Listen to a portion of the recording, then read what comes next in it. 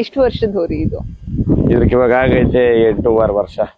ಪುಟ್ ಪಾಪು ಇದ್ದಂಗಿಂದ ನೀವು ತಂದಿರೋದ ಅಥವಾ ಇದು ಚಿಕ್ಕ ವಯಸ್ಸಿದ್ದಾಗ ನಮ್ ಸ್ನೇಹಿತ ಹತ್ರ ಬನ್ನೂರ್ ಕೃಷ್ಣಣ್ಣ ಹತ್ರ ಇತ್ತು.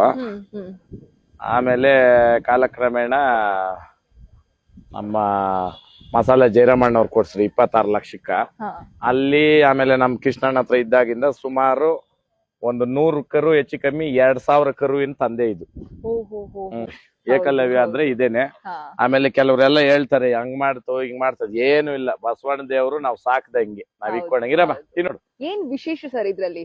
ಇದು ತಳಿನಲ್ಲಿ, ಗಾತ್ರದಲ್ಲಿ, ಜಾತಿನಲ್ಲಿ. ಆಮೇಲೆ ಇದು ಬಂದ್ಮೇಲೆ ಸುಮಾರು ವರಿಗಳು ಹೊರಗಡೆ ಬಂದಿದ್ದು. ಇದೇ ನಂಬರ್ 1 ಇದಕ್ಕೆ ಇದ್ರ. ಹೌದು, ಇದೇ ಹಳ್ಳಿಕಾರು. ವಿಡಿಯೋದಲ್ಲಿ ನೋಡಿದೀನಿ ಕರ್ನಾಟಕದ್ದೇ ದೇಸಿ ತಳಿ ಅಂತ ಹೇಳ್ತಾರೆ. ಹೌದೌದು. ಸರ್ ಈ ತಳಿ ಹೇಗ್ ಹುಟ್ಕೊಳ್ತು, ಯಾವ ತರ? ಅಂದ್ರೆ ಇದು ಇವತ್ತಿಂದಲ್ಲ, ಇದು ದನದ ಬ್ರೀಡ್ ಅಲ್ಲೇನೆ ಸೌತ್ ಇಂಡಿಯನ್ ಬ್ರೀಡ್ಗೆಲ್ಲ ತಾಯಿ ಮೂಲ ಇದು.